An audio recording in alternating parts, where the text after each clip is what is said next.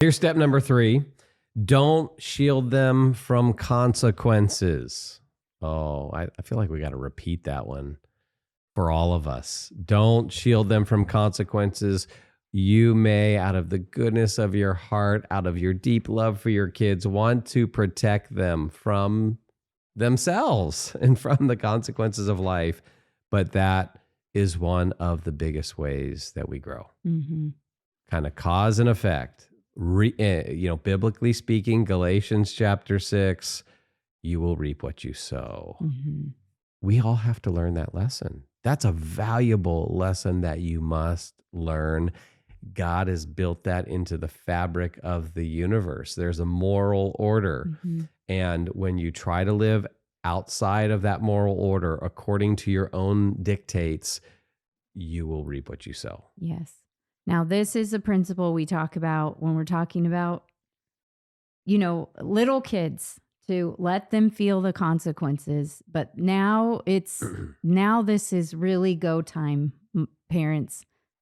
Let them face the consequences for what they do. So if they get a credit card and start racking up a bill, and then they have a $2,000 credit card bill and they can't pay it, do not sweep in and pay the bill. Because how do we learn how to hate debt? How have we learned, Brett? It's from having debt that we've had have debts. to pay off. Oh, yes. We've had painful We've had pain debts. and long years of paying off debt. And that's how you learn. And so I know of parents who just pay the bill and some tears from the kid, and then the bill gets paid by mom and dad, or mom or dad. And we think what you're doing there, you're severing the action from the consequence when you do that. Yeah. They're taking the action, but they're not feeling the consequence. They're not going to learn. They're not going to grow. They're not going to be prepared. And then when they do, one day, like, you can only protect them for so long. One day they will experience the consequence, and they have not built up the character, the strength, the wisdom, the resiliency, then that it's going to be much more painful later on. Everyone will pay a price. It's just, is it going to be now or later? And is it going to be difficult or way more difficult? Yeah.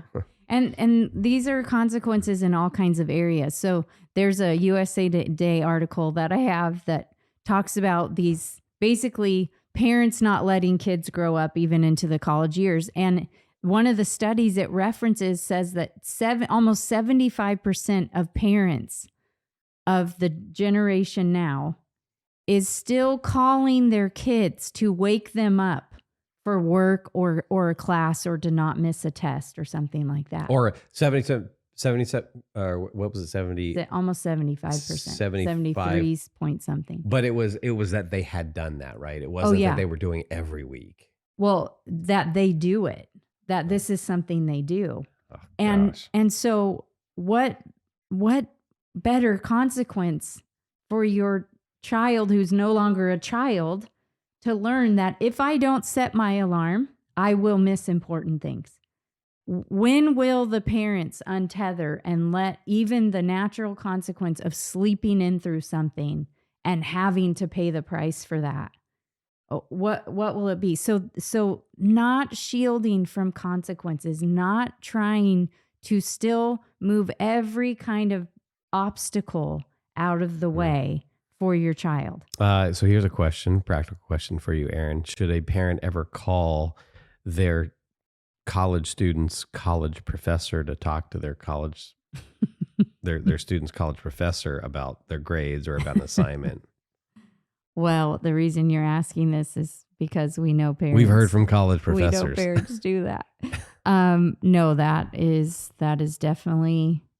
There was not a single time that my parents ever called my college professor. And we have never called our done that. Children's college professors. And I would be so humiliated. I can't imagine that. Yeah. If my parents would say, okay, well, if I complained to them about something, they'd say, okay, go talk to your professor. Mm-hmm. And that's what we would say to our kids. And that's what we should all say to our kids. Okay, you're an adult. You need to go handle this. And even if it's unjust, you don't jump in as a parent. You let them take the responsibility to go talk to their college professor. Again, this is where habits are forming younger. When your kid's in junior high, you should be nudging them to go talk to their teacher. Now, there might be a situation you have to intervene on when they're still in junior high. In high school, it should constantly be, well, have you talked to your teacher? And so in college, it never entered my mind to ask my parents to talk to one of my professors. Yeah. I would have been humiliated as a college student if my parent did do that.